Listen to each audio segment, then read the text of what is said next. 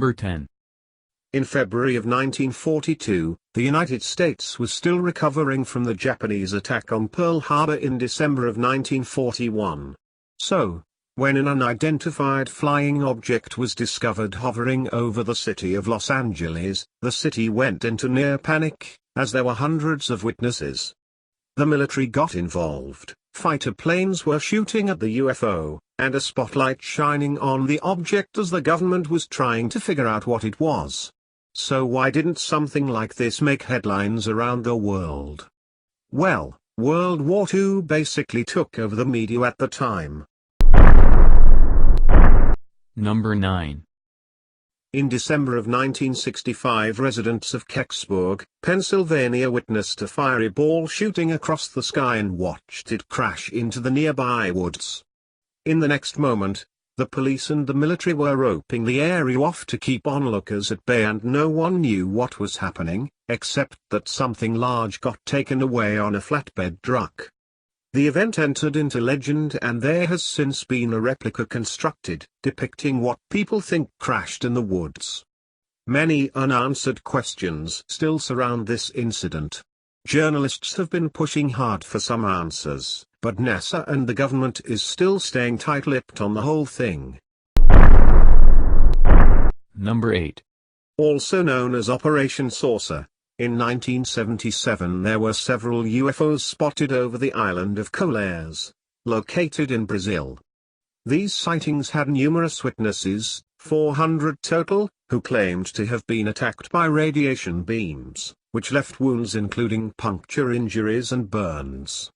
Some witnesses even reported having their blood sucked. Of course, the government got involved, and the group investigating the phenomenon was called Operation Saucer. The investigation did not last long and was later recalled. Until the 1990s, the files for the operation were sealed and classified. Number 7.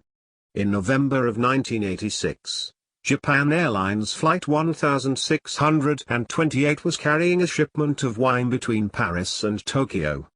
Captain Kenju Teruoki, a veteran pilot of 29 years, was no stranger to the skies. While the plane was over Alaska, passengers and crew on Flight 1628 noted a bright flying object in their view that was about 3 times the size of an aircraft carrier. Teruoki contacted ground controllers and they confirmed the flying object on their radar.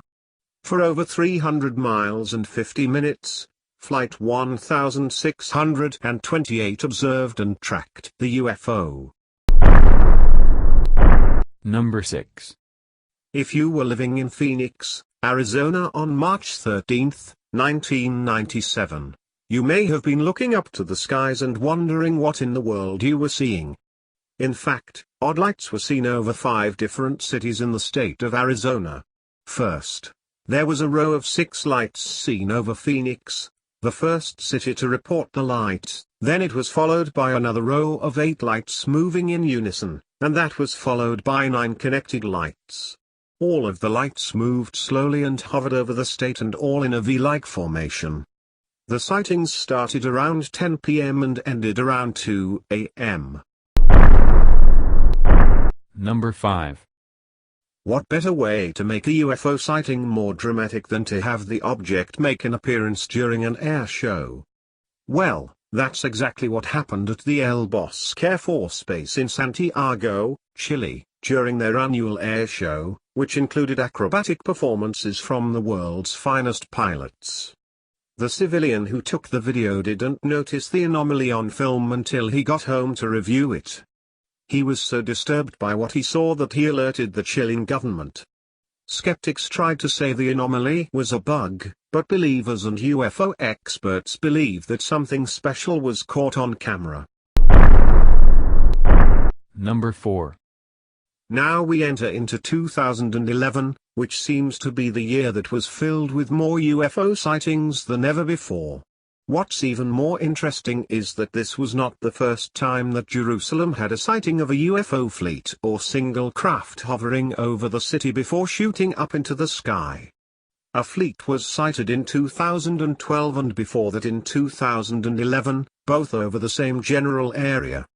Now, the Israeli government has been trying to say that both sightings were likely hoaxes, but given the political and economic state over one of the holiest lands in Christian history, some are speculating religious and spiritual significance. Number 3. Anyone that was watching or participating in the London Olympic Games in 2012 will probably remember this one. During the opening ceremonies, a UFO was spotted within the fireworks display. Skeptics say that it was most likely a blimp or a helicopter. But overseers of the Olympic Games and event planners claimed that no aircraft was supposed to be around the vicinity during that time. Of course, with the Olympics being one of the biggest events for planet Earth, who's to say that visitors from another planet didn't want to check out the celebration as well? Number 2. It's a bit surprising there aren't more stories from this particular location. For much of 2012 and into 2013, there were plenty of UFO sightings, but it's a whole other story when astronauts, obviously a reliable source, as people who have been trained in this department, are reporting UFO sightings from hundreds of miles above the Earth. Perhaps, these type of sightings have a bit more credibility to them since the International Space Station would have a great view entering and exiting UFOs from our atmosphere. The ISS does have a streaming video on their website, and many people watch and help with identifying UFOs from the comfort and safety of their homes.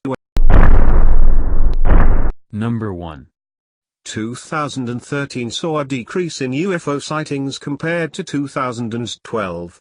But the sightings kept coming in, especially from Melbourne, Australia.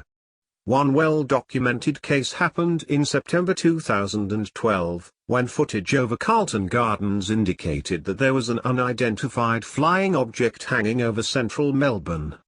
While some people caught the sighting with their phones, there were others who caught similar activity with their infrared cameras.